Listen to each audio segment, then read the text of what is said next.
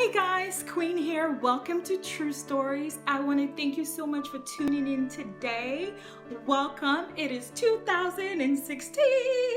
I am so excited that you're here.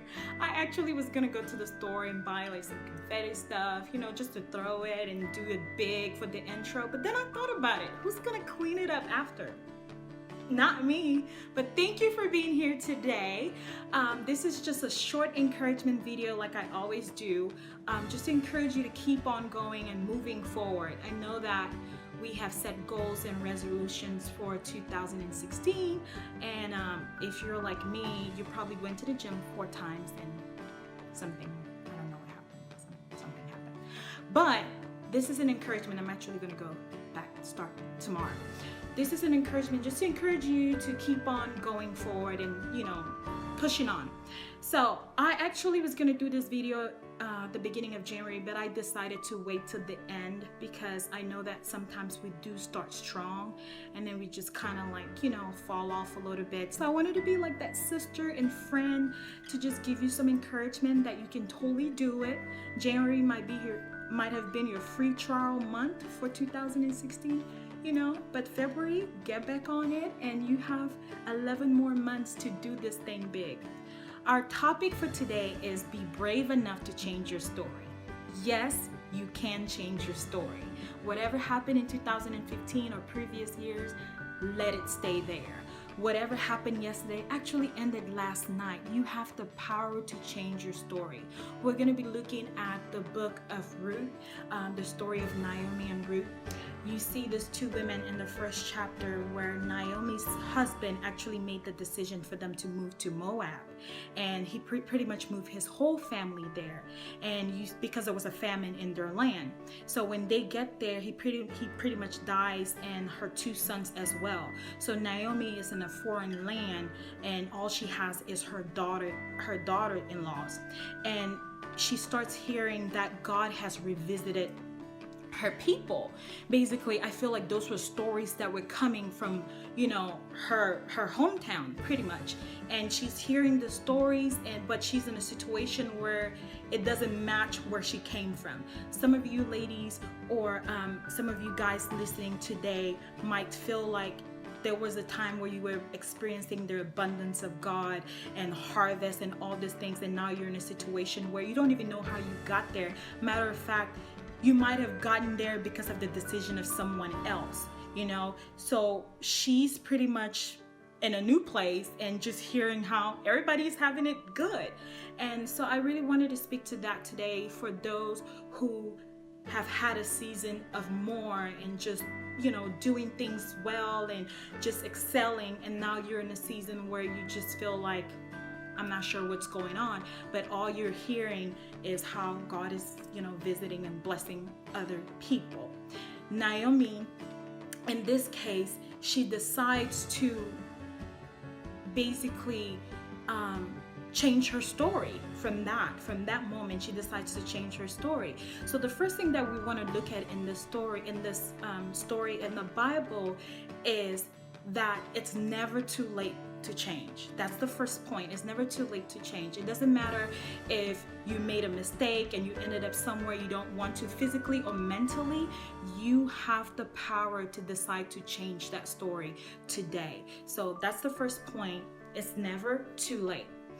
Naomi basically tells her daughter-in-laws that I'm going back where I came from. I'm going back where I know life used to happen. I'm going back to my happy place.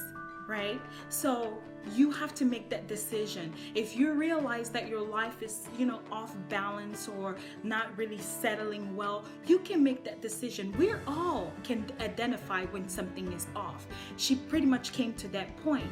The second point I want to make is when you're being brave enough to change your story is be inspired by other people's story.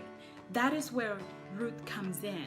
So you see, Ruth, I don't think that she was listening to all these horror stories from Naomi's past and about Naomi's God, because when Naomi decided to go back to her hometown, Ruth said, I'm going with you, because she was so inspired by the stories that she'd heard about her people and about what her God and the woman that she was. We need to let other people's stories inspire us rather than make us feel like, well, you know, that has never happened to me. Because if you know the story of Ruth's story, she was born and raised in Moab, and there could be another person watching today. You can say, okay, I'm not Naomi. I've never really experienced that good place and then went to a bad place. All I've known has always been bad.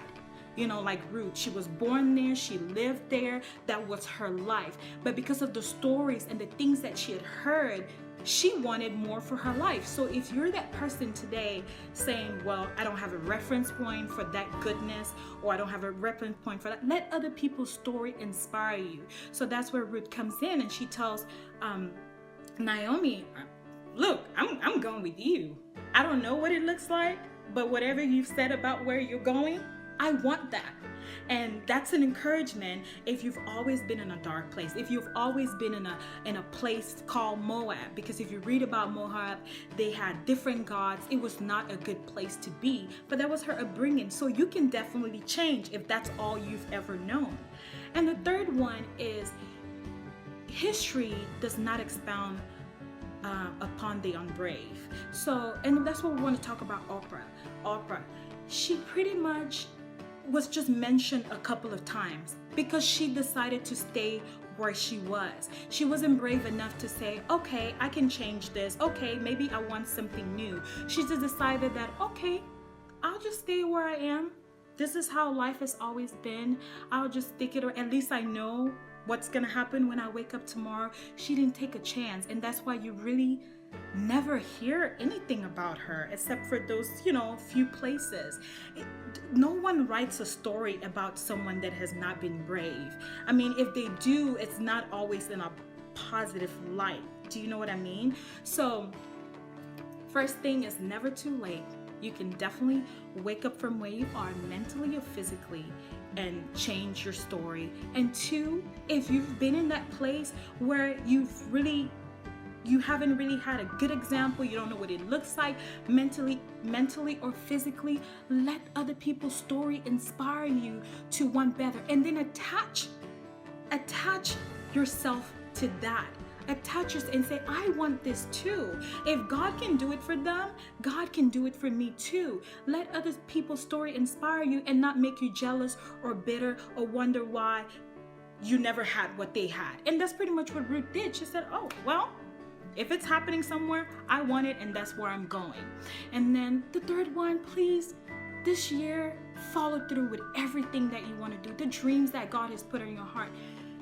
Dreams remain dreams if you don't do anything about them. I have one of my favorite quotes that I've heard. Well, it's not my favorite quote, but it's something, well, pretty much is. It says, the graveyard is the richest place on earth, because people go there with dreams and things that money could not even buy, things that they wanted to do but didn't get to do it, maybe because of time or because they felt like their story didn't match their calling. Whatever it is, just make sure that in 2016 you're seeking the Lord, you're being brave with Him. So this year, follow through. Whatever is on your heart, I believe the world for you.